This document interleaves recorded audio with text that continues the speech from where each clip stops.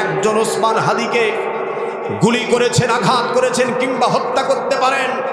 বিশ্বাস করেন বাংলাদেশে ভারতীয় আধিপত্যবাদ, সাম্রাজ্যবাদ, আগ্রাসন বিরোধী যে আন্দোলনের দাবানল বাংলাদেশের প্রতি ইঞ্চি জমিনে ছড়িয়ে ছিটিয়ে পড়েছে, একজন শরীফ ওসমান হাদিকে হত্যা করে সেই আন্দোলন আর দমন করতে পারবে না।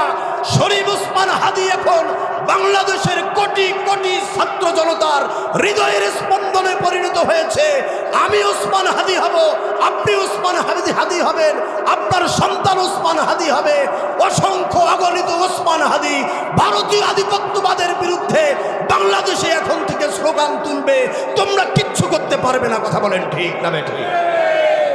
আমরা সবাই এখন ওসমান হাদি, ঠিক না? বিশ্বাস করেন ভাই, দেশটাকে বাঁচাতে হবে। এই মানচিত্র যদি না থাকে, এই সার্বভৌমত্ব যদি না থাকে, আমরা কোথায় থাকবো বলেন? চতুর্দিক থেকে একটা দেশ আমাদেরকে ঘিরে রেখেছে, পালাবার কোনো জায়গা নেই, শুধু ওই কি বলে সমুদ্র ছাড়া, তাই না ভাই? বলে পালানোর জায়গা আছে আমাদের ভাই?